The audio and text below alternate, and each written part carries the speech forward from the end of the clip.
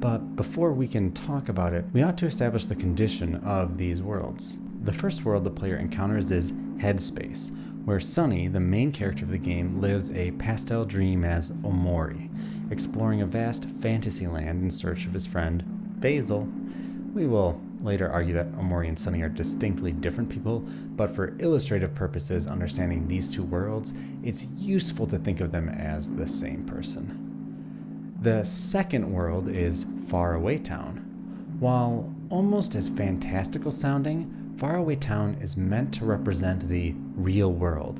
It is where Sunny lives while he is awake. Faraway Town is quaint compared to Sunny's Headspace, but it's where the game's most consequential events happen. In between Headspace and Faraway Town is White Space, and far beneath them all, in the deepest reaches of Sunny's mind, is its companion, Black Space. We're going to save our discussion of Black Space for part 4 of this video, but the short of it is that Black Space is a dark and surreal dreamscape, exploring Sunny's deepest regrets and fears. The closest Omori gets to Yumi Nikki. White Space, on the other hand, is the liminal place between Headspace and Faraway Town, a train station of sorts, keeping the two worlds separate from one another. It is fitting then that White Space is where the game begins. White Space, as its name implies, is primarily white. Its infinitude is featureless and sterile. A single white square dots the landscape. Within and near, 6 items of intrigue: a laptop, a notebook, a tissue box, a light bulb, a door, and a cat. The notebook is filled with surreal, childlike drawings. The laptop is filled with log entries, alternatively saying, "Today I spent time in White Space, everything was okay," and "Today I visited my friends, everything was okay." And the cat asks, waiting for something to happen. White Space is safe. Nothing bad happens here, but nothing good happens either. The game's opening epigraph notes that you've been living here as long as you can remember. A sobering and sad thought. After finding a knife, Omori can move through the door and into Headspace. Headspace is similarly sterile, but replaces the monochromatic color scheme with a pastel one. Here, Omori joins 3 friends, Hiro, Aubrey, and Kel, and heads to a full playground, meeting up with his sister Mari and their friend, you guessed it, Basil. As they leave their initial playroom, a snake hands them some allowance, the first of many references to Earthbound, this one being how Ness's father sends him money through an ATM throughout his journey. The more obvious reference to Earthbound here is our quartet of heroes. While not one-for-one recreations of the original Earthbound cast, the basic composition of 3 boys and a girl is here, and they all follow Omori around in the same way Paula, Jeff, and Pooh do Ness. So if you haven't guessed it yet, Headspace is where we find Earthbound's DNA grafted onto Omori. In Headspace, we encounter fantastical creatures and encounters which border on the absurd, but never outside the realm of possibility established by Earthbound's quirky setting. Our first trip to Headspace is cut short though. Basil shows us his beautiful garden, remarking how the different plants remind him of each of his friends. We follow him to his shoe house, where he shows us his photo album, but he accidentally shows us a picture that's not supposed to be there, which thrusts Sunny out of the make-believe and back into White Space. The door to Headspace is gone, and Omori's only path forward is to use the knife on himself, waking him up from his pleasant dream with a sudden rush of pain. The pain pushes Sunny into the depressing world of Faraway Town. If Headspace is an idyllic existence of friendship and love, Faraway Town is the festering remains of those relationships. Sunny lives alone in a house filled with moving boxes. It's the middle of the night, and his dark home is infested with ghosts and horrific visions. He runs from a terrible monster, eats some steak, another homage to Earthbound, and heads back to bed. When Sunny wakes up the next morning after an extended journey through Headspace, Faraway Town's Kel knocks on the door, breaking him out of his self-imposed isolation. Together, they head out to see what has become of their real-world counterparts, only to find that each member of the friend group has been shattered by the death of Mari, Sunny's older sister, which was not a recent occurrence, but one that happened years ago. Thus, the stage of Omori is set. The player and Sunny must make these two worlds right.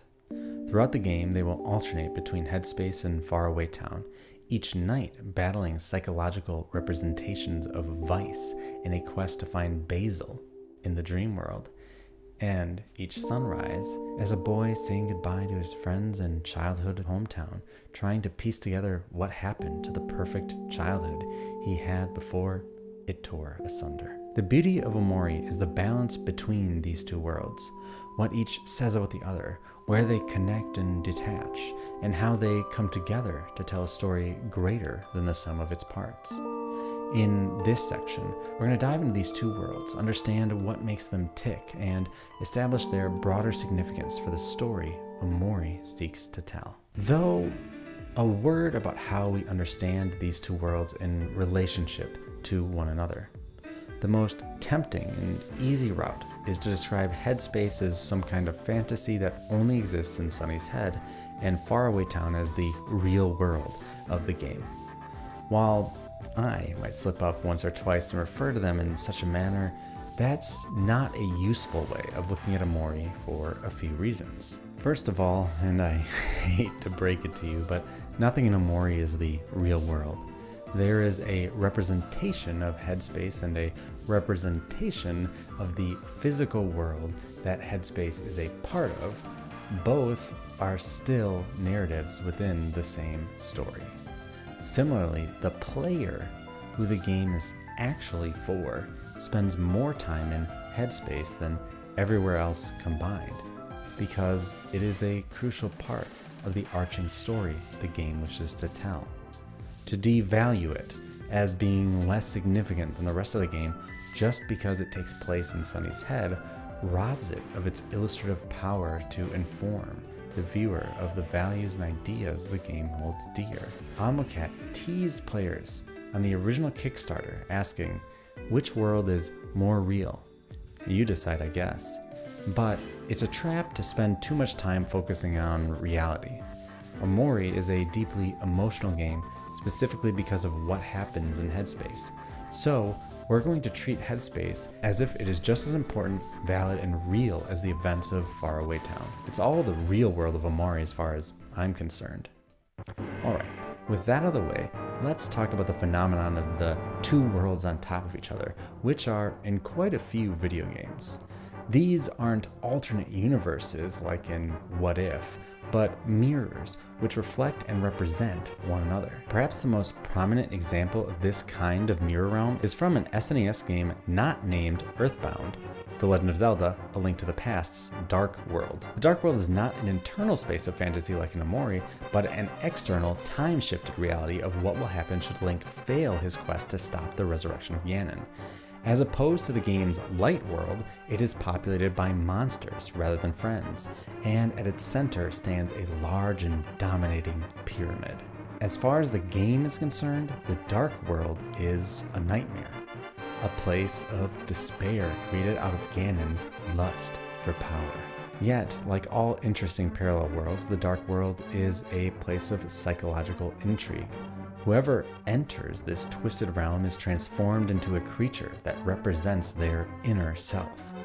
Many citizens of Hyrule are transformed into greedy pigs like Chihiro's parents in Spirited Away, another mirror world narrative, but one we won't get to in this video.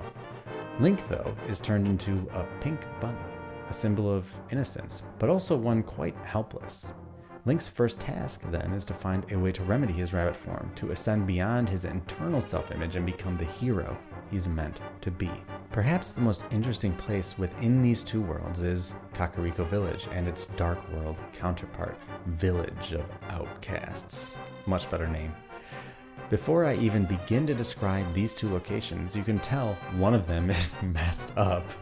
While Kakariko Village is a place of life with chipper fellows and gals with quaint little lives, the Village of Outcasts is the destruction of that charm.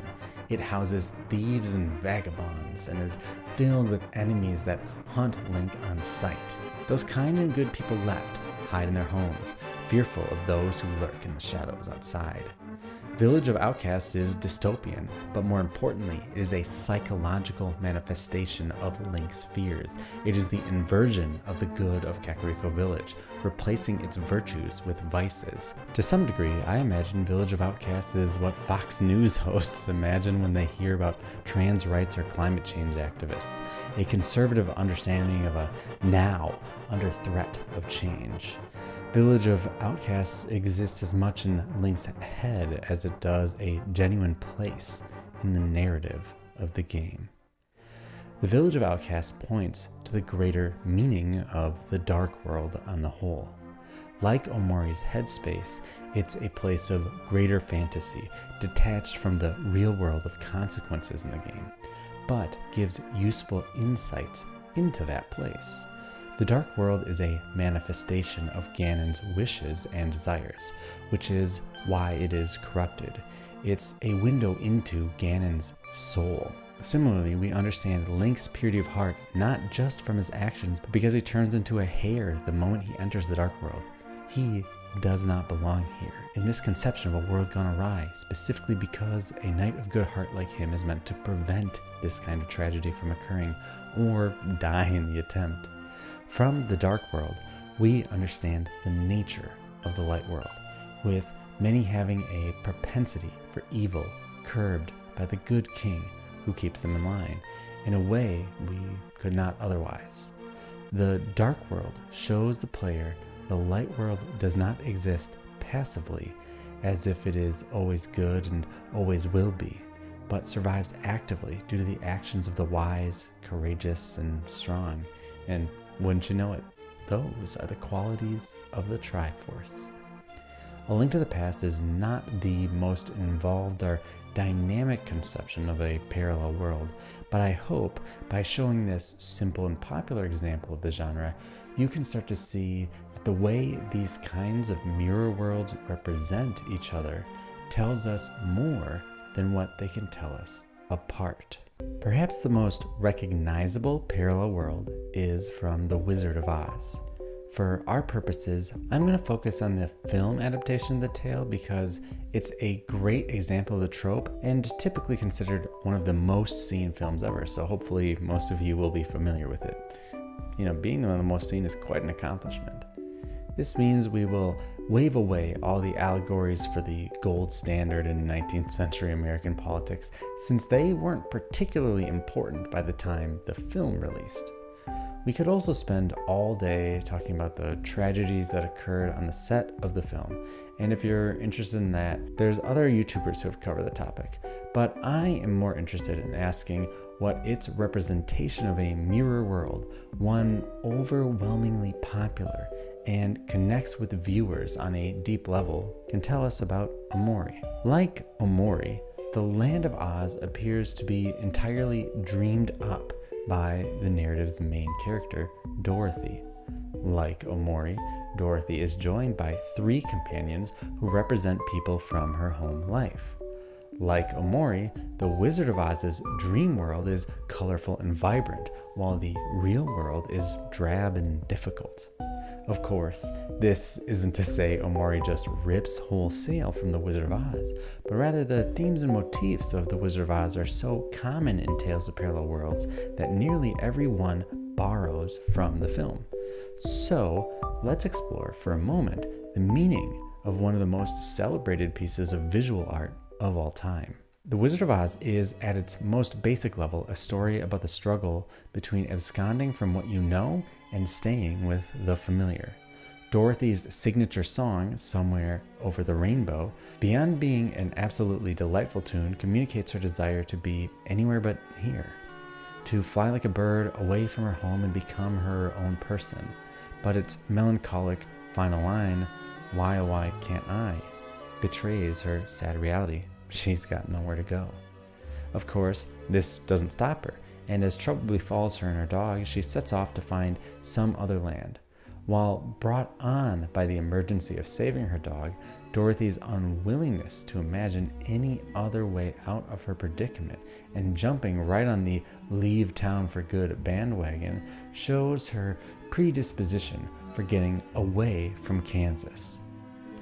Dorothy does not get far, as a storm and a vision of her crying aunt pushes her to get home to her family. Arriving home, a tornado sends her truly over the rainbow in more ways than one. She leaves the one-note world of sepia tone and enters the colorful land of Oz. Dorothy gets what she wants to leave home, but not what she needs, satisfaction with her home and family life.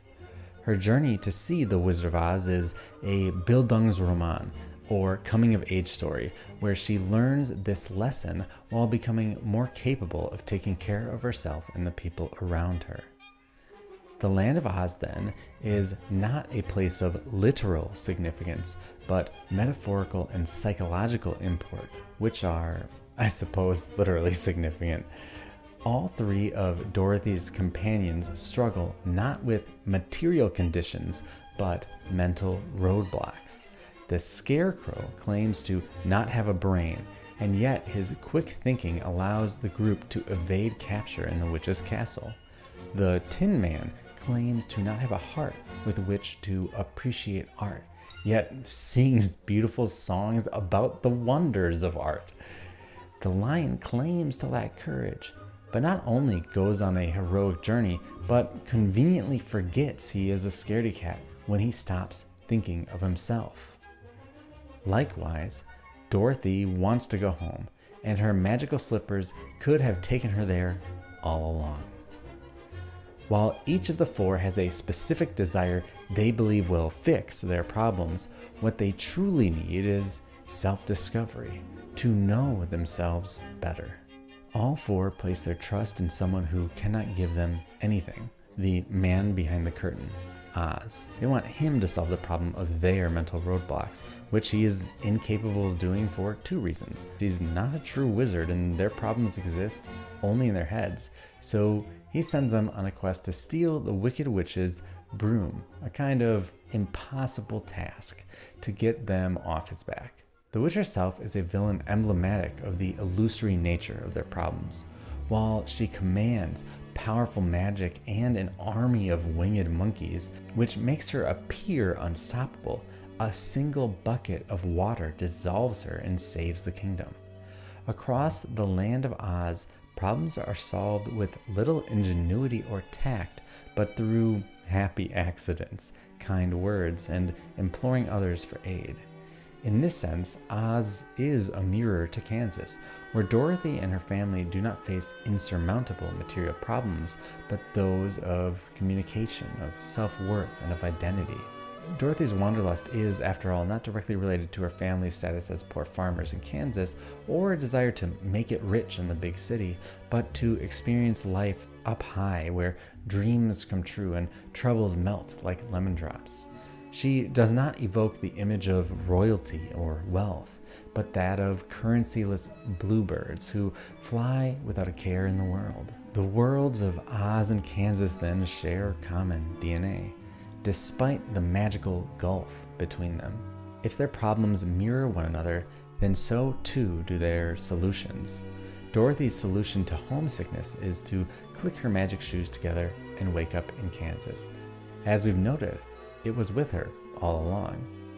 Similarly, the solution to her restless desire to travel is to recognize the beauty of what she already has. Thus, despite their wild differences in appearance and tone, the two parallel worlds are also places of parallel experience, where developments in one influence and reflect the other. So, let's use this same analytical framework to consider the 2.5 worlds of Amori. Our first step is to identify the most pertinent problems in each world.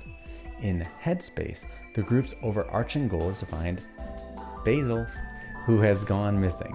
Along the way, they participate in miniature episodes in which the group helps find a mixtape for Captain Spaceboy, compete in a bizarre sprout mold dating show, and get jobs working for an Atlantic City-esque casino.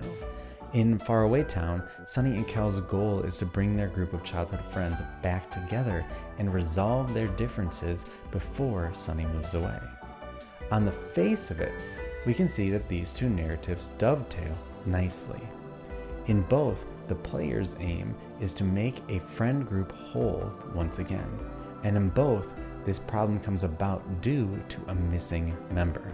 While Basil is missing in Headspace, Mari is missing from Faraway Town. The intractable difference is that Mari can't return, as her headstone in the nearby cemetery makes clear. Yet, Headspace has the advantage of hindsight, and from it, we can see how Sunny might have wished things turned out. In Headspace, the quartet of Amori, Cal, and Hiro set out to find Basil by following whatever... In Headspace, the quartet of Amori, Kel, Aubrey, and Hiro set out to find Basil by following whatever leads they can find. This brings them into conflict with everything from strange witches to mafia sharks. While the Wizard of Oz characters all have a desire they wish fulfilled from Oz, the trio of non-player characters lack this kind of definition. While unique and interesting characters in their own right, with Cal and Aubrey often bickering and Hiro playing the role of peacemaker, from the perspective of Sunny's fantasy, this is as good as it gets. They have no need to change. They are, in essence, flawless. The key desire of Headspace, then, is a return to the idyllic existence of the playground. These characters don't have room to grow or improve, but only play the roles of Sunny's imagination, so he might find the peace he lacks in the world of Faraway Town. If this idyllic existence is the want of Sunny's Headspace narrative, Sunny's need is to realize he can never return to those innocent times. The story itself gently guides the character there. Across each episode in Headspace, the arc of their journey trends towards the more mature. Their first journey is simply finding a mixtape for a heartbroken boy, after which he returns to being a fearsome space pirate. By the end of this first story, the childlike is reclaimed. In the second tale, the group take on the malignant Sweetheart. Its romantic subplot with Sweetheart trying to marry Hiro hints at the danger of growing up. But Hiro's rejection of her advances continues Sunny's attempt to retain his childhood. In the final episode, the group now have jobs, symbolizing a new realm of maturity, and Sunny has to fight to get them out from under their contracts so they can just be kids again. By the end of this winding journey of maturation, they also begin to forget their original goal to find Basil, with Amori's friend remarking, "Wasn't there something we were supposed to do?" Yet, despite rescuing them, by this point the writing is on the wall. The fantasy versions of his childhood friends are growing up. They are ready to move on from the friend group, and it is only Sunny's desire to hold them close that keeps them all together. From here, Sunny will have to confront his need to move on, to mature himself, but that's stories for Section 4 spoilers. Meanwhile, in Faraway Town, Sunny is joined by Kel in an attempt to relive the glory days. The difference from Headspace, of course, being that time has passed. The change in each character's physical appearance and mental situation betrays how different they are from Sunny's imagination. Kel is a tall jock. Hiro is away at college. Basil is a neurotic mess. Aubrey is a bully who leads a gang of misfits. The longer we stay in Faraway Town, the more the world of Headspace feels like a dream, like it has a purpose to keep Sunny young from confronting the fears of growing up. The same problems plague Dorothy, but whereas her response to becoming an adult is wishing to fly far away from where she came from, Sunny's is to put up walls, keep the dream alive, if only in Headspace. Perhaps the most important shift between Headspace and Faraway Town is who has wants and needs, and how they are represented. In Headspace, the group acts as a collective feeling of Sunny's desire for an endless recess, so his wants are front and center for obvious reasons. In Faraway Town, the wants and needs of each individual within the friend group get the spotlight, causing the center of attention to drift away from Sunny, even if he is present in every scene. Aubrey steals Basil's notebook because she wants to preserve an element of the past that Basil wants to forget. Kel wants everyone to get along, but in the process of forced interaction causes physical conflict, including a brawl between Sunny and Basil, and her pushing Basil into a lake. Oof. Basil, clearly traumatized by Sunny, panics upon learning that he's leaving town and doesn't even know what he wants except out. Hero is the only one of the group who seems capable of giving to everyone else, as he is older, wiser, and actually has managed to move on from their collective tragedy. Yet, what each member of the group needs is more complicated than they let on. Yet, they all need the same thing: reconciliation, a chance to process the trauma of Mari's death. The problem is they can only do this processing together, because their actions after that event, shutting themselves off from one another, deepened their wounds and caused the explosion of emotion we find throughout the Faraway Town narrative. Those emotions bubbling over upon Sunny's reluctant re-entering into their social lives is exactly what Sunny needs in both Faraway Town and in Headspace, as only by experiencing their trauma can Sunny truly start to process his own needs and work toward addressing them. Two intimately related needs rise to the surface for Sunny as he works through the Faraway Town narrative. The first is to break away from Headspace. While Headspace is comfortable and clean, it limits his ability to see or understand those around him. Headspace and Whitespace are, for all intents and purposes, a safety valve to keep Sunny from experiencing the trauma of his sister's death.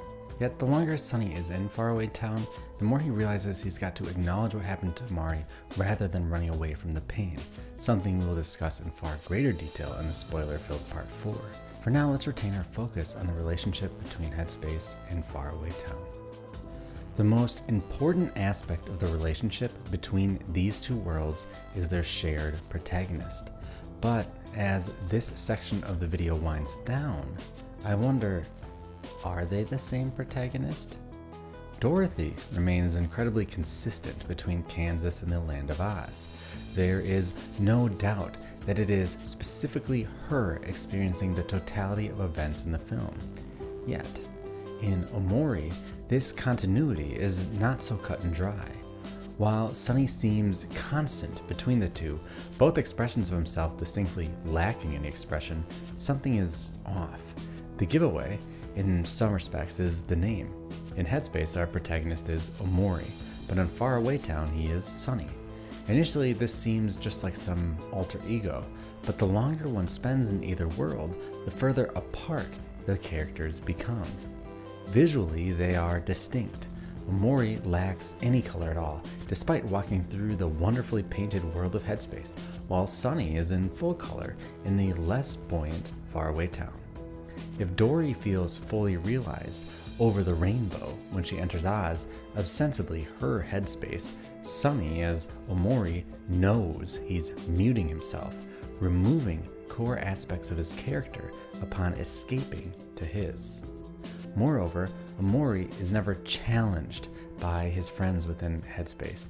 He is a statue. He is stagnancy personified, a snapshot in time that cannot move forward. Sunny, meanwhile, is beset on all sides by challenges, rifts, and conflicts which revolve not just around the game's colorful cast of characters, but his own actions, his own personality, and whether or not he can change. The liminal space which rests between Headspace and Faraway Town, that elusive and featureless white space, is perhaps the most obvious clue. While Sunny walks through a door not unlike Dorothy into the land of color that is Headspace, to leave white space for Faraway Town, Sunny must stab himself, killing the vision to wake up. This violent act reveals the distinction between the two characters. Omori and Sunny cannot coexist, which is why, like a pressurized chamber in a spaceship, white space separates them from each other. The crux of Omori's narrative, then, as the protagonist gets ready to move to a new place, is which version of the character stays in Faraway Town, Omori or Sunny. If Omori stays, Sunny can start fresh, break free of the bondage of his trauma.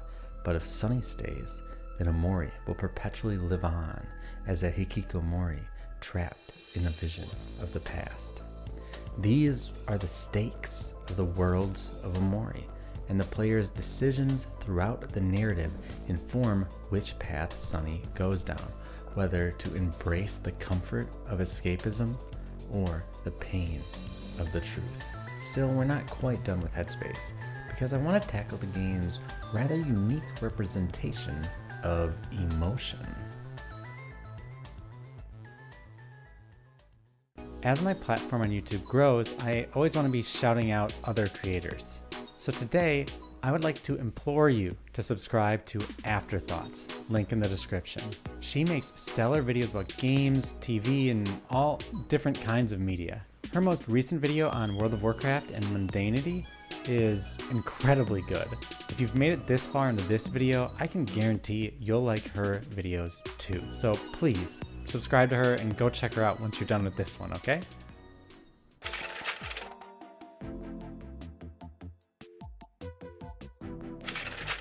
Games have tremendous ability to generate emotional experiences for their player. Just think about all the raging streamer compilations.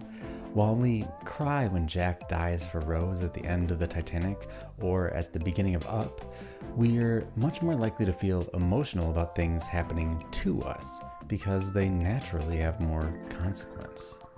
Games, because we control and embody the characters of narratives, offer an even closer approximation to those things that make us feel emotional.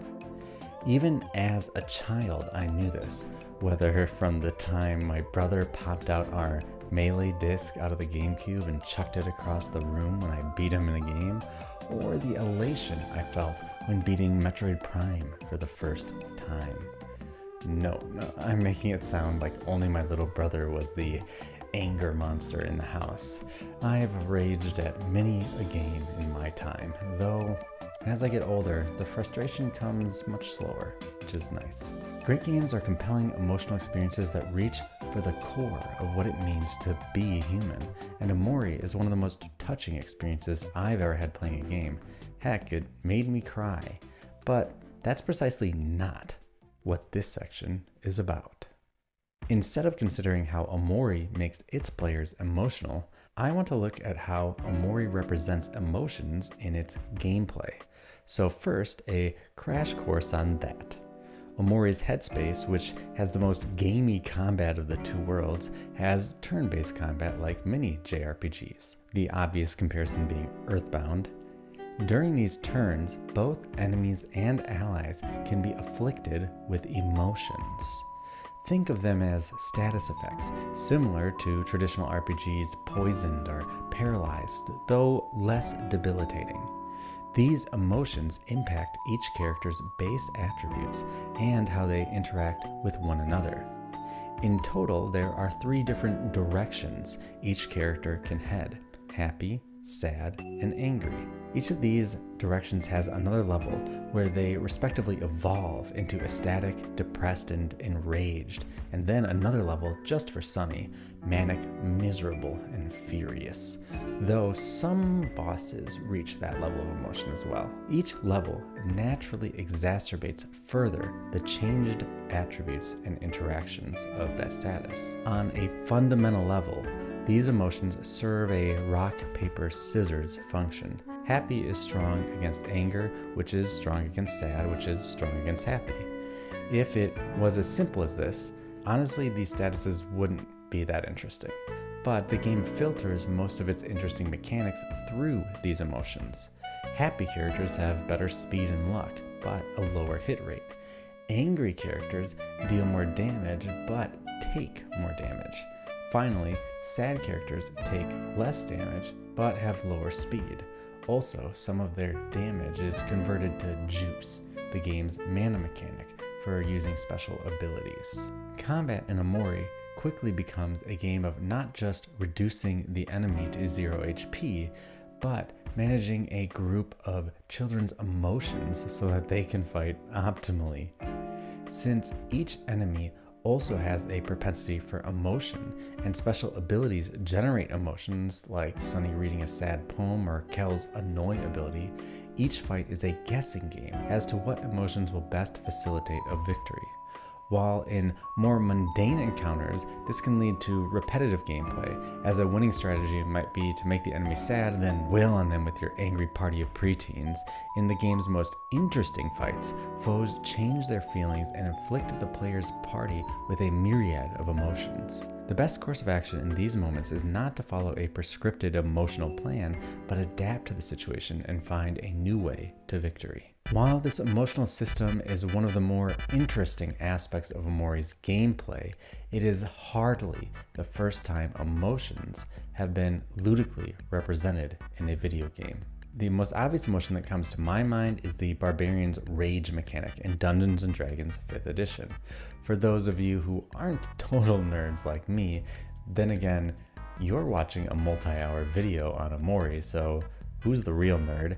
The Rage mechanic makes the Barbarian take half damage from physical sources and deal bonus damage when it hits. This tracks a bit with the real-life feeling of being furious, does it not?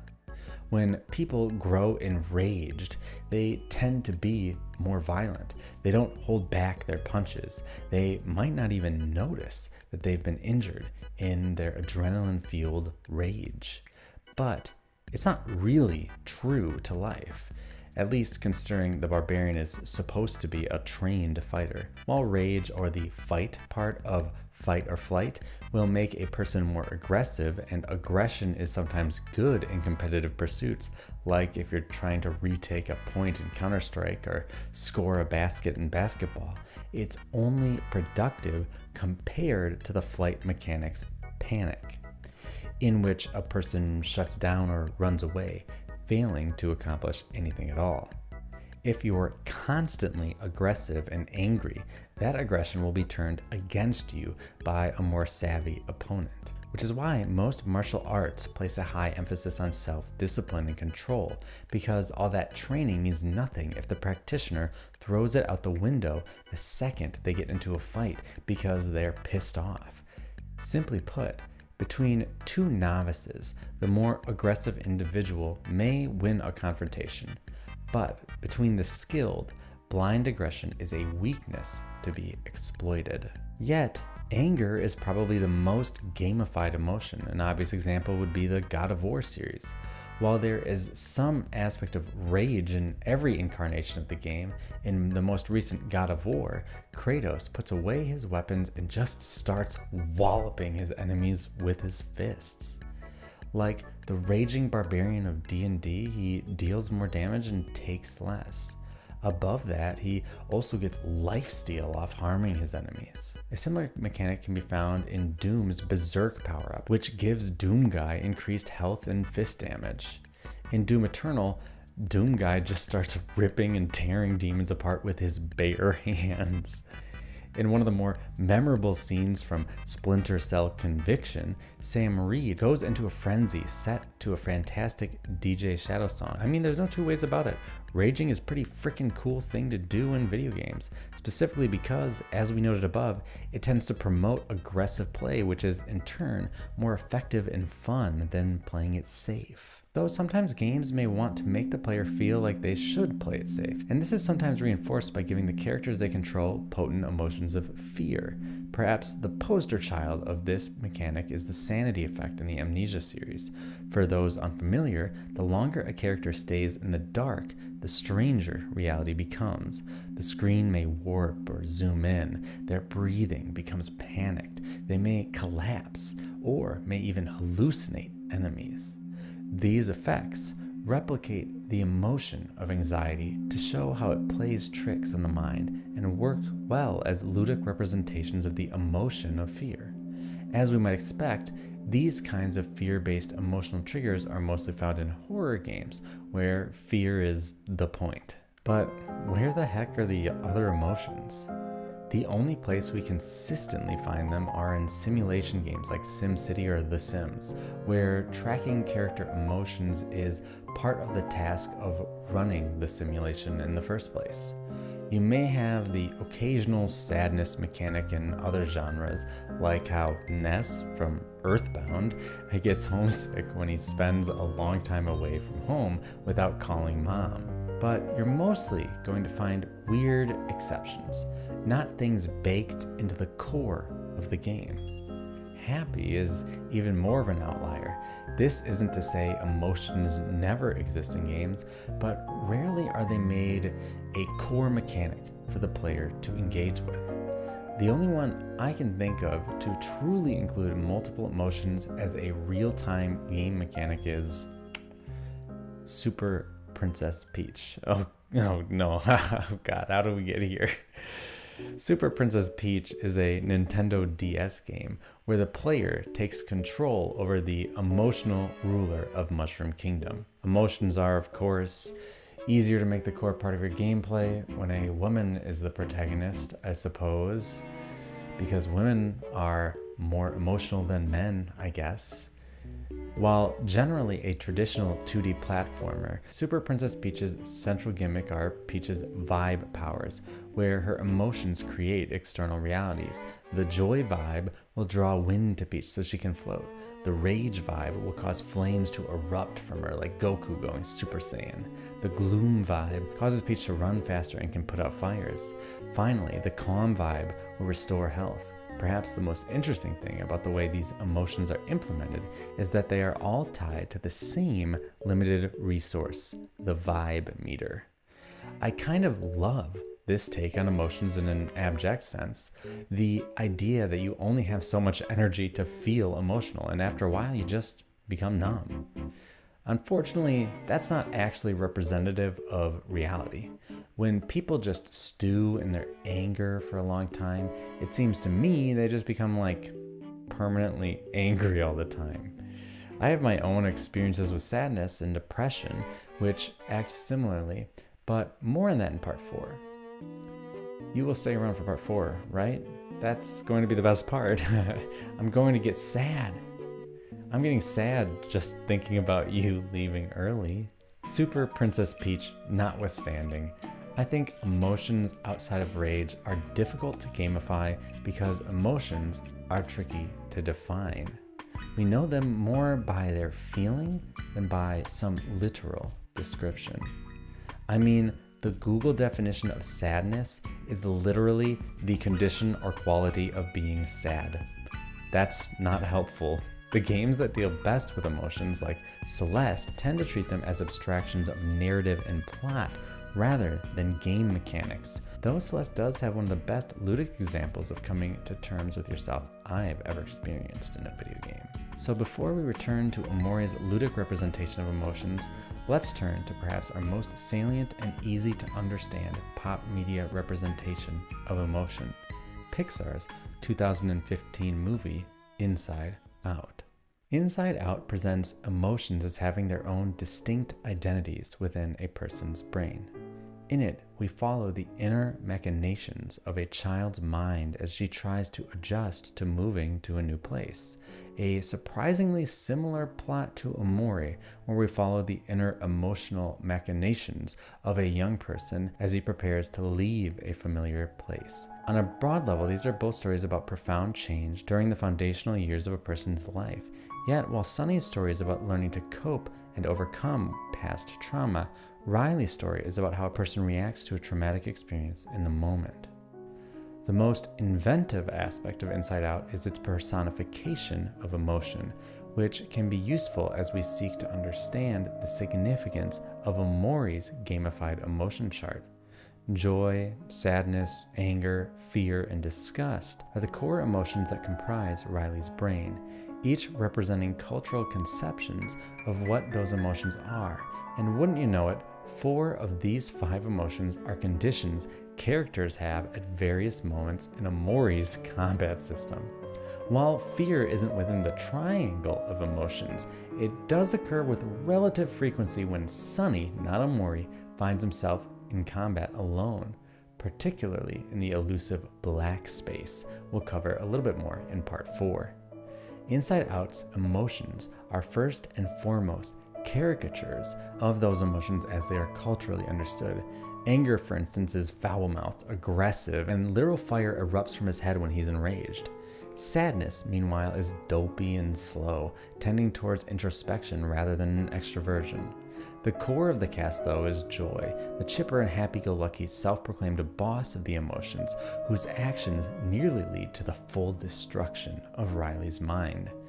Joy's problem is that she's too focused on making Riley happy, disregarding the need for any other emotions, but in the process bottling them up and causing Riley's emotional makeup to go haywire.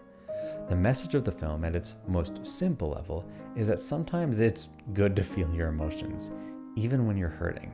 In Inside Out, just as in Omori's Combat, the relationship between emotions causes tension and introspection. Joy is constantly dismissive of sadness, trying to keep her away from Riley's emotional controls and blaming her for the problems that befall Riley. The two end up separated from Riley and in the process finally get to know each other a little bit better. Meanwhile, anger takes over the controls for Riley and in a bout of bad judgment decides what she truly needs is to go back home to Minnesota. Again, this is quite similar to Sunny's headspace, which is constructed to go back to a time when the friend group was whole rather than its fractured present. The primary difference between them is that Sunny's desire to go back appears prompted by a withdrawn sadness rather than a diluted aggression, falsely believing that things can go back to normal with a change in location. But just as Sunny can't go back in time, Riley can't just go back to Minnesota and have everything return to how it was. Understanding this truth is Riley's core need within the world of the film. She wants to go back to Minnesota, but she needs to accept her new situation and make the best of it. Learn that change doesn't have to be bad. In order to accomplish this, all her emotions need to work in harmony. The pivotal moment being when Joy realizes one of Riley's most happy moments was preceded by one of her most sad. That juxtaposition making each emotion stronger and more meaningful. In a way, Omori's combat triangle is these emotions working together. Whereas the emotions of Inside Out are characters which drive the plot, Sunny's emotions are mechanics which drive how we are to understand him and these characters. So let's take a closer look at the relationship between Omori's three most defined emotions. Let's start with the bare stats each one is accompanied with. Anger does more damage, but takes more damage, essentializing how anger can lead to success, but also leaving someone wide open to be hurt due to lack of discipline. Sadness has increased defense, probably because they are more withdrawn, kind of like a turtle in a shell, and is slower, just like a turtle in a shell, likely because they aren't paying as close attention though. Sadness also converts some physical damage to juice or psychic damage. If we're thinking about Earthbound's similar mechanic, PP or psychic points, which implies that the sad individual internalizes the damage they take mentally rather than physically.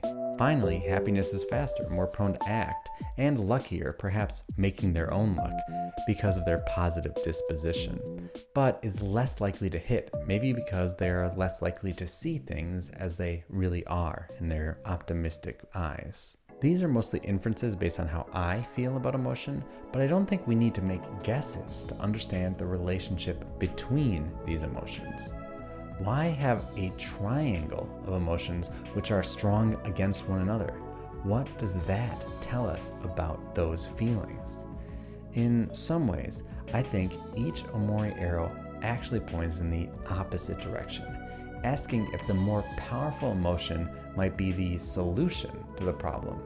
Happy beats angry because it's active enough to calm anger down, whereas sad in its withdrawn nature passively struggles to engage.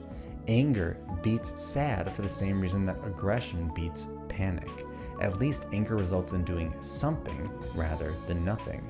Finally, sad beats happy because it rains on its parade, showing a different and more negative picture of the world that happy can't easily reconcile. While I can see a relationship between these emotions, I don't find them all that compelling, but I think that's the point. None of these emotions reign supreme, are equivocally better than the other. This part of the game offers no solutions to emotional troubles. Instead, these are the musings of Sonny's headspace. Just how he simplifies emotions into game mechanics in his head, he simplifies how these emotions react with one another. The illusion of these emotions is shattered once he has to step into Faraway Town and actually interact with other people, whose emotions are far more complex than his chart might lead someone to believe. Yet, there is a truth to the emotional chart, but instead of looking at the arrows, perhaps we should look at who represents each emotion. Kel represents happy, Aubrey represents anger, and Hero represents sad. All of these can be construed as their individual responses to Mari's death, exacerbated because these may have been the emotions the characters were predisposed to in the first place, based on their interactions in headspace at least, and their recollections of their collective childhood. Kel, ever the happy kid, tried to smooth over Mari's death by just ignoring it and focusing on the positive. Hero, who was not just Mari's friend but her romantic partner as well, fell into a deep depression. Aubrey, frustrated by how no one seemed to care or want to talk about it, grew angry. In Faraway Town, particularly Aubrey and Kel are consumed by these emotions. Aubrey's anger causes her to fly into violent rages, and she is the enemy of the party on multiple occasions. Kel, meanwhile, seems completely unable to understand why she's so angry or Basil so anxious, specifically because everything he sees is filtered through optimistic eyes. Just like how the two worlds of Omori mirror each other, so too do the ways they portray emotion. Headspace's ludified emotion mechanics push the player towards thinking about how the characters in Faraway Town deal with their emotions, and in turn consider how they, the player, might deal with their own emotions when push comes to shove. The point is simple. If we were to remove the emotional labels from Omori's emotion chart, let's say we rename them fire type, grass type, and water type, would the game still work? Imagine for a second that you even got to do really neat water and grass versions of each of the characters. That could be fun. One of the game's sections is in the belly of a whale, another is in a forest, and another is in a desert. This practically writes itself. And yet, the answer is super obvious. Absolutely not. Even though Headspace is a fantasy realm where anything can happen, as we discussed in the previous section, it has immense symbolic importance for the events of Faraway Town. It sets up how we are supposed to read and understand the other worlds of the game. This mechanic, introduced before we even enter Faraway Town, teaches us Omori is first and foremost a game about emotion, where feelings take priority over reality. No, where they construct reality. On its most fundamental level, Omori wants to show the player their emotional disposition shapes how they see the world and how they interact with it. And along the way, it shows every viable extreme that those emotions can cause. As we found examples of emotions from other games, from Dungeons & Dragons to Super Princess Peach, it's not their use as a mechanic in Omori that makes the game interesting, but how we can apply them to its narrative at large.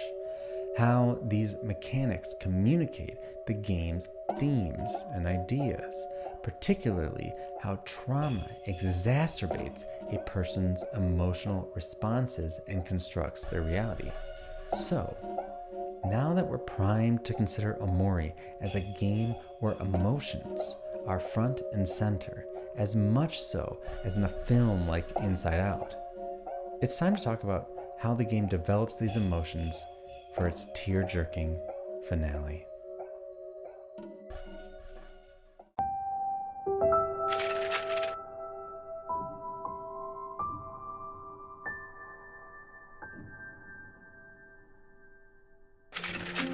this point, we're going into full spoiler territory. If you have not played Omori and my description of its two worlds, emotional charts, and cultural context intrigues you, I sincerely ask that you subscribe, join the Discord, and Patreon if you're so inclined. Put this on your watch later tab and then get out of here. Go buy Omori right now. I honestly believe most games can be spoiled and be fully enjoyed, but Omori's spoilers completely change the tone and meaning of the game. They aren't for a YouTube video to teach you. That said, if you're vibing with this video and you don't want to play Omori, hey, I can't stop you from leaving. Enjoy. Okay, with that out of the way, let's pull this train out of the station. But first, super trigger warning for suicide and self-harm. Like all good things, Omori must end. Surprisingly, considering it's a JRPG, it manages to reach an ending before the 100-hour mark. But even so, this story, all these emotions and threads we've been pulling on, need to come to some kind of conclusion. And wowee, they do not disappoint. I'm going to give you a long crash course on what happens over the last few days in Faraway Town so that we're on the same page. Then we're going to talk about the massive spoilers, otherwise known as the truth. On day one in Faraway Town, Kel and Sunny have a nice visit to the park, or at least it was nice until the pair find Basil begging Aubrey for something she evidently took and won't give back. Aubrey's friends, the hooligans, then try to start a physical confrontation, but they back off when they learn Sunny has a knife out. They learn that Aubrey stole Basil's photo album, but are unsure as to why. The pair get into a fight with Aubrey at church and later retrieve it from her trash. Sunny has a conversation with Basil and notices that he too is haunted by a similar apparition to the one that burdens him. Basil is traumatized, and our boy Sunny just leaves him to panic in the bathroom. Returning home, Sunny is traumatized by visions of his sister, begging the player to ask what happened between them. No answers will be given for some time. On day 2, Sunny and Kel get into another confrontation with Aubrey's hooligans because they're bullying Basil yet again. After a fight, the hooligans leave, giving us our first truly alone meeting between the old friends. Aubrey wants them to leave her alone, which is ironically exactly what they did after Mari's death to alienate her in the first place. She says Basil is the worst because he wants to erase the past altogether, and in a moment of frustration, accidentally shoves him into a lake. Sunny, despite his fear of drowning, jumps in after Basil. After a short psychological battle under the water where Sunny envisions Mari saving him just like she did once when they were kids, Hiro shows up just in time to rescue Basil and Sunny. Basil needs time to recover, but the trio, Kel, Hiro, and Sunny, spend the night at Sunny's place, making a pillow fort and reminiscing about old times. Looking at Basil's photo album, they notice that Aubrey took every photo with Mari in them. That night, Sunny begins his adventure in Headspace as Omori looking for Mari at the pier. She helps him overcome his fear of drowning and the two swim to find their friends. Mari tells him he can overcome the specter that haunts him and even addresses him by Sunny before becoming some kind of spirit. After a winding adventure in Headspace, Omori enters Black Space. Similar in structure to White Space, Black Space is the deepest reaches of Sunny's mind. As he explores its doors, the game potently evokes the psychological horrors and mysteries of Yumi Nikki. Eventually, Omori reaches Basil in Red Space, but as Basil begs forgiveness, Omori stabs him, and Sunny wakes up. Interestingly, Sunny has previously only woken up when he stabs himself, indicating that Headspace is Basil, maybe more than just a vision. Sunny hears his sister's piano playing in the other room, and he sees Mari's spirit playing it. She talks about the duet they were supposed to play together, but never got to, and asks if he wants to play it now. but they're interrupted by Hiro, and the two process their pain over losing Mari together. The next day, they learn that Aubrey is in dire straits. They go to her, and Hiro uses his charm to help them reconcile their differences. Basil rushes to the hospital to be with his grandma, whose health is failing. The rest of them visit their treehouse and restore the photo album. Aubrey reveals that Basil had blacked Mari out of all the pictures, which is why she was tormenting him so much. We learn that Mari died the day of her and Sunny's recital, having committed suicide. The group have a big hug, and it really feels like they're finally expressing their emotions to each other. The group heads to Basil's house, but due to the situation with his grandma, he is distraught and locked in his room. They spend the night there to comfort him if he needs it. While sleeping, Sunny finds he has not become Omori. Instead, Omori just sits in white space menacingly. After facing his fears, and specifically a big reveal that the phantom that haunts Sunny is the visage of his sister's hanging body, Sunny meets Basil once again in Headspace, where they resolve themselves to face the truth. It's here where I want to stop for a moment. I know it's been a long-winded exposition of what exactly is going on in Omori, but it's important because I want to talk about why this story, before the major spoiler, meant so much to me. How it was already one of my favorite game stories of all time before I even finished it. Omori is fundamentally a story about the profound impact death has on those it leaves behind. Each of the main characters is not just changed by Mari's death, but broken by it. We see a wide variety of emotional responses to this event, from profound depression to white-hot rage to devastating withdrawal. Each of these emotional responses connected with me on a deep level. I've suffered from white-hot rage due to trauma in my life. I've been profoundly depressed. I've withdrawn from the world, from friends and family, pushing others away out of a misguided desire to be safe. Seeing this group of friends torn apart by loss, I didn't just see a story. I found versions of myself in each one of them. When I saw Aubrey push Basil into the lake, I knew that I was capable of that in a fit of passion. When I saw Cal try to push an optimism to smooth over the pain of loss, I saw myself doing the same thing. When I saw Sunny withdraw into his own psyche, so much so that it required harming himself to escape, I couldn't help but be reminded of times in my life where I wanted to hurt myself that bad, if only to feel something, anything at all. I particularly empathized with Basil, not just his fearful and panicked interior mental state, though I honestly felt it resembled much of the pain I've experienced in my life, but because of his relationship with his grandma.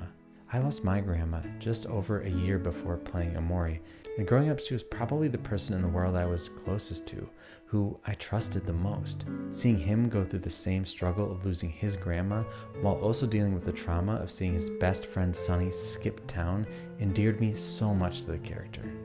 As I got further and further into Omori, it became incredibly difficult for me to not feel a wealth of emotions every time I booted up the game. Yet, Omori made me want to feel these emotions, see these childhood friends reconcile their differences, overcome their trauma together. And as it became clearer throughout the narrative that Mari had killed herself, I couldn't help but feel like the game was even more speaking to me directly, as I've intimately dealt with a loved one committing suicide. The scar that leaves on you is tremendous and doesn't ever seem to fully go away. Mentally, I'm still haunted by it. I'm torn up inside. I felt guilty for a long time, wishing I had done things differently, blaming myself for not being enough, but over time, I was able to recognize the flaws in those emotions and work to repair myself. But I still feel the need to carry on their memory, like a part of them lives on inside of me. but only if I cultivate it and keep it alive.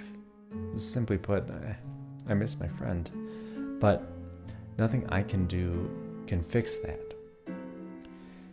Trigger warnings are weird segue. Trigger warnings are incredibly valuable tools, and it's wonderful that Omori begins with a long list of triggers to watch out for. But while I would say Omori triggered all these emotions in me, I was immensely glad that it did. It gave me a space to process and unearth all these emotions I had kept buried out of necessity and feel them all over again. These emotions meant so much more to me, specifically because they were juxtaposed with the humor of Sunny's headspace, because I could see myself in the game's characters, because I had experienced similar events. Then, the game revealed the truth, which unfortunately complicated my catharsis. The truth, we learn, is that Sunny accidentally killed Mari. Mari kept prodding him to play the duet perfect, and Sunny threw his violin down the stairs in frustration. Mari started yelling at him, and he pushed her.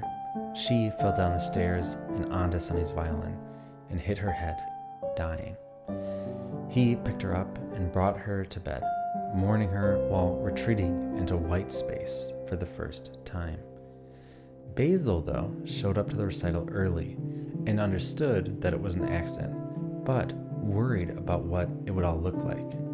Together, they staged Mari's suicide, and as they turned back toward her now hanging body, they saw one eye staring at them through her mess of hair. The image that has haunted them the entire game. If I'm giving the game the benefit of the doubt, this twist is supposed to put the rest of the narrative into context. Think about how other big twists function, like those from The Sixth Sense or Planet of the Apes. In those stories, the twist is like the line block completing a Tetris. Everything makes sense and works afterwards. In this case, we suddenly see why Sunny and Basil have been plagued by a similar something, which haunts them and seemingly connects their headspaces together. They did something truly heinous. Sunny copes with it through withdrawal. Basil, just as burdened by the truth, is plagued by anxiety and panic attacks, unable to cope with what he's done.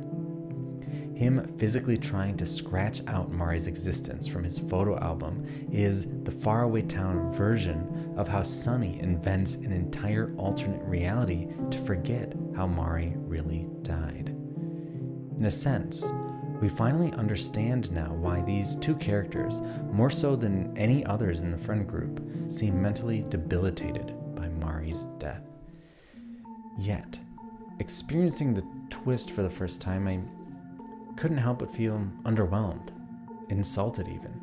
Here I was, someone who experienced many of the same emotions of Sunny and Basil in my life, who had empathized with these characters and saw myself in them, suddenly being shown that they truly had an action to feel guilty for.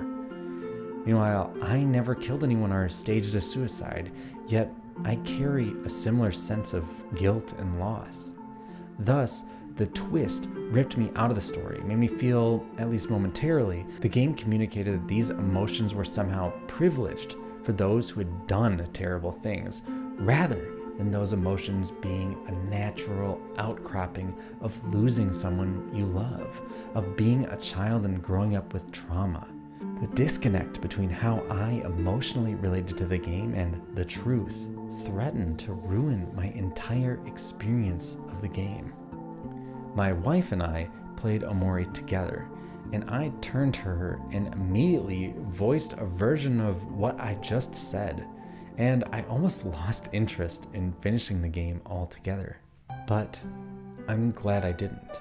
While I still agree with everything I just said, specifically that the truth undermines the player's empathetic relationship with Sunny and Basil, what the game does with the twist matters more than what the twist is, and it ultimately redeems itself by using the twist to change the nature of the story. Up until The Truth, Omori is a story about loss, grief, pain, and trauma. It elicits all of the emotions I've described in a genuine and sincere manner. No twist could change that. Yet, after The Truth, Omori becomes a story about forgiveness. Perhaps this is the real twist, the real subverted expectation. We may have always expected that Sunny and company could turn the ship around, overcome their grief, but it isn't until we see in heartbreaking detail the specific cause of Sunny and Basil's malady that the game can begin to address healing their woes in a meaningful manner. And boy, does the narrative after the reveal truly shine or just go crazy. Later in the evening, after everyone else has gone to sleep, Sunny confronts Basil in the bathroom, both consumed by the darkness that haunts them. They fight, and Basil stabs Sunny in the eye before they both pass out, and Sunny enters headspace for the last time. He finds Mari playing her piano. She tells him she will always look after him and encourages him to forgive himself. From here, Sunny can go find the broken violin and the sheet music for the siblings' recital. The pair of items takes him to Memory Lane, where he relives significant memories of Mari and his friends, connecting on a deeper level with his emotions rather than pushing them away. Finishing these memories, Sunny finds himself backstage with not his headspace friends, but their faraway town counterparts. Like Mari, they tell Sunny to reveal the truth and forgive himself. He gets on stage and starts playing the recital by himself, but before he can finish, he breaks down and cries. Omori then rips Sunny from the stage and back into white space, but it's too late. The pain Sunny bottled up for so long is boiling over. The final boss fight commences, but Omori is not fallible like the other Headspace bosses, and try as Sunny might, the only option is to fail. The player does not necessarily know this though, and they are given the option to quit or continue. Selecting continue allows Sunny to get up, this time with his violin in hand. No longer does he fight Omori with violence, but with music. As he plays his violin, the specter of his sister, that ghost which has haunted him the entire narrative, begins to play with him. The game moves to a music video-esque cutscene where the duo finally play their beautiful song together. The visuals display his entire life with Mari and the gang. As it concludes, Mari and her piano fade away, and Sunny returns to white space. He collapses into Omori, who gives him a hug and drops his knife. Then, like Mari, he evaporates. Sunny leaves white space and finds himself in the hospital. He finds Basil's room filled with all his friends, and the game ends on a scribbled note of Sunny's words to them. I have something to tell you. Omori's ending hits hard. In the span of 20 or 30 minutes, it doesn't just manage to wrap up a complicated story that stretches across multiple planes of existence while touching on various issues of mental health, but it elevates an already great game into another stratosphere. It's funny. In my Ultra Kill and Sekiro videos, I applauded those games for key bosses that emulated and affirmed how the player was supposed to play the game in the first place. For Ultra Kill, that was playing fast and loose. For Sekiro, it was methodically parrying. I noted how narratively both of these bosses were mirrors toward the player character. Here in Omori though, we see a completely different side of the story. Sunny's final boss is not just a doppelganger. It is literally himself, or at least a psychological representation of his trauma. The most beautiful thing about this fight is that there's no way to beat your way out of it. Throughout their time in Headspace, the player has gotten used to figuring out sly ways to manipulate emotions in the interest of pounding bad guys. But none of these lessons apply for beating Omori, because there is no physical attack, that removes Omori from Sunny's mind. No breathing technique or mental trick to remove guilt. Guilt only leaves when you forgive yourself. Thus, Sunny's path to redemption must go through the manifestation of his guilt, not around it. In the end, no matter what you do, you can't avoid yourself. The most obvious allegory to Omori's ending is the story of Christ's crucifixion and resurrection. Sunny literally dies to Omori, only to be resurrected by the player and spiritually rejuvenated through forgiveness. I am personally a religious person, so I think that's why the ending touched me so profoundly. But you don't have to be spiritual to see the profound significance of forgiving oneself. We're all prone to errors, and everyone's got a pile of regrets, whether big or small. The importance of the truth in Omori is that it gives the player a tangible way to understand past mistakes through an overly dramatic premise, so the player can reach the point where they know Sunny needs to forgive himself, and in playing that out with his sister in a beautiful montage of their relationship, understand that forgiving doesn't mean forgetting, which is what Sunny's been trying to do, but accepting the past. That moving on doesn't mean erasure, but disclosure. Hiding a wound makes it fester. Getting help allows it to heal. Omori's ending, though, as I hinted when I tried to wave off would-be watchers who haven't seen it at the start of the section, only lands if you've truly grown connected to these characters, if you identify with Sunny and care for his well-being. I'm someone who generally believes that most video game stories are stories only games could tell if you dig deep enough, but Omori is special in how it ropes the player into its story of forgiveness. It uses its two worlds as a kind of bait and switch. The land of Headspace is an Earthbound-inspired RPG, sure, but Faraway Town is there to hit you with the real world. But instead of dissolving into fatalism, more on that in a moment, the game pivots to an amazingly portrayed lesson on self-forgiveness and personal growth. I appreciate so much that despite being about depression, as some naysayers might say, the game manages to not feel like a depressing romp, or like Yumi Nikki, which ends with the main character committing suicide. Wait, what's that? There's multiple endings? Yeah. The presence of diverging paths is probably the biggest video game ism in Omori, but in general, when I encounter multiple endings in a game, as I kind of hinted at in my Sekiro video, I'm more interested in how they bolster my reading of whatever I view as the significant ending, or the most important one.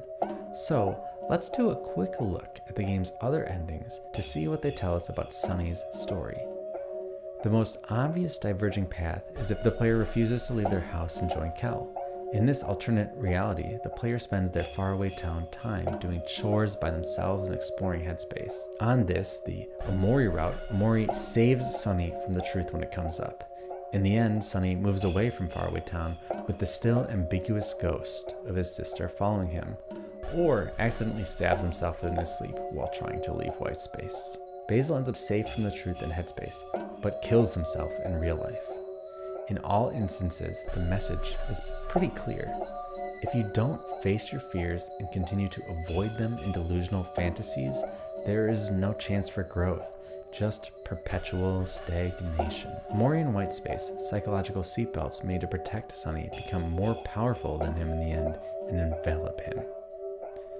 Finally, if the player chooses not to continue the fight against Omori, they reach what the wiki calls the bad ending.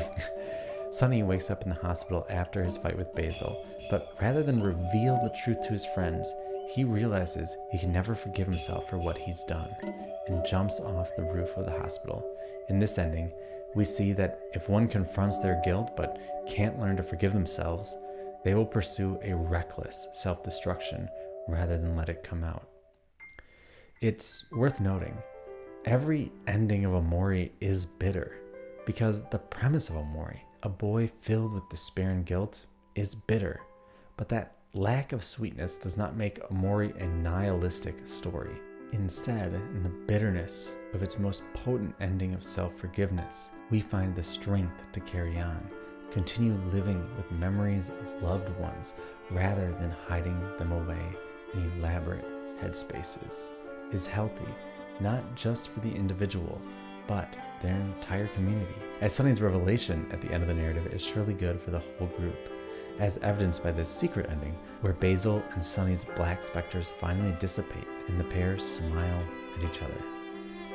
As we can see, there is so much to love about Omori, from its fantastical setting to its well-defined characters, to its humor, to its heartbreaking revelations. But the fan community around Omori is exceptionally big for such a small indie game. So, in the next section, we're going to consider how this wonderful game came to cultivate such a huge following, and how that following adds, or subtracts, meaning to an already meaningful game.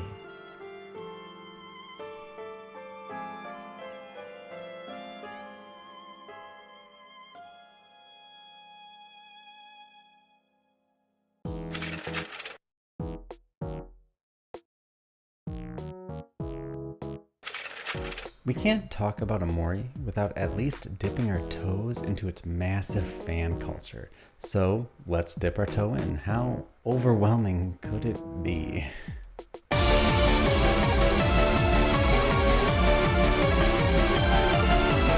Oh, that's actually quite a lot. That's okay, we've got time. You've already been here for 4 whole sections of my nonsense, so what's one more? Simply put, Omori would not exist without its fan culture. I don't mean the fans create a substantial amount of the cultural significance of Omori. I mean, literally, the game is the result of both verbal and financial support from fans.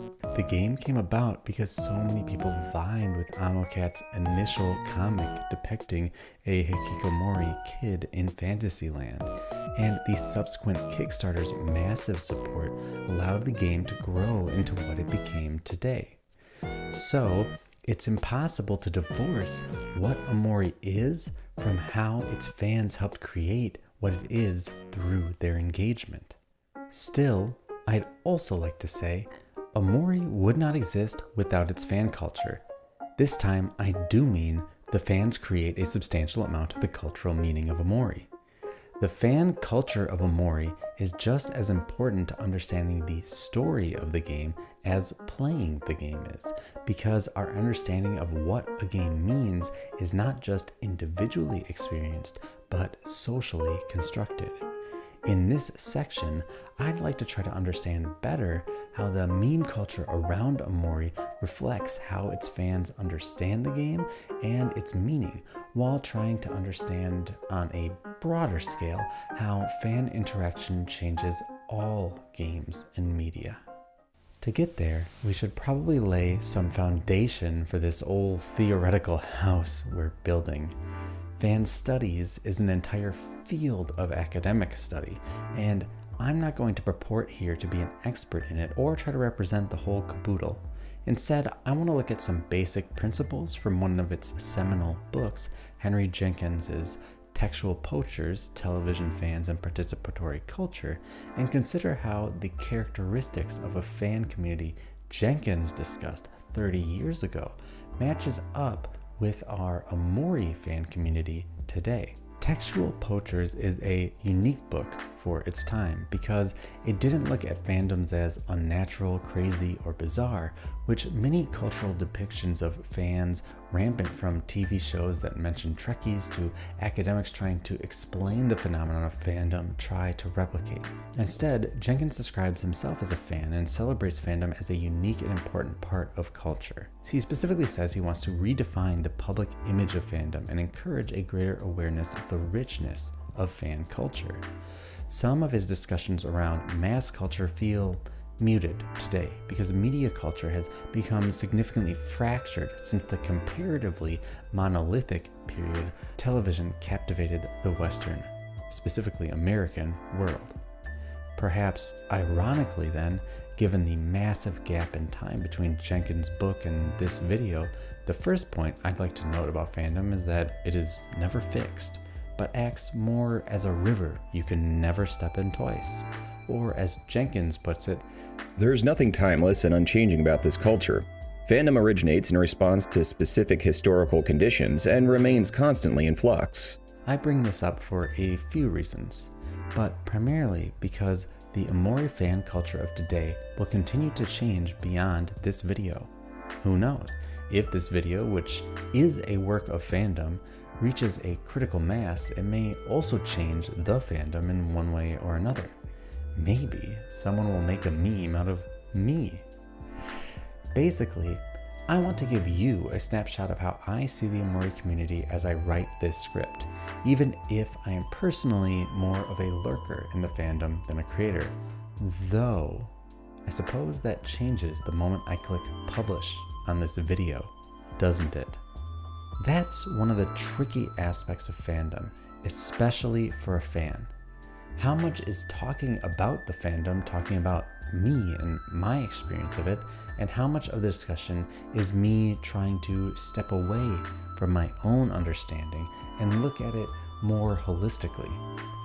In general, you can expect me to filter my view of the community through my own analytical lens, particularly because I am interested in a rather singular question. What does the Omori fandom say about Omori? I would rather be upfront about this disposition because I don't view it as an entirely negative thing. As Jenkins explains, "I am dismayed by general theories of television spectatorship that give little attention to the specificity and complexity of the practices I experience as a fan. I am equally troubled by the inadequacy with which many academics write about popular culture, and particularly our inability to link ideological criticism with an acknowledgement of the pleasures we find within popular texts." I have similar troubles. I believe that generalized theories of media studies are sometimes applied in attempts to remove the writer from the equation, but are often used in ways that allow the author to assert their own opinions or predilections without meaningful contest. So, you could say I'm falling off the other side of the horse. I am asserting my own opinion here, my own reading of the Omori fandom. Feel free to contest it. Obviously, I am writing this and I take ownership of my words, but moreover, it's important to acknowledge that I am a fan, writing about something that I am a fan of, and of other fans of the thing. What exactly is a fandom though? There are quite a few definitions floating around in the ether, but we'll go with a few lines from Jenkins' book about the title of his book.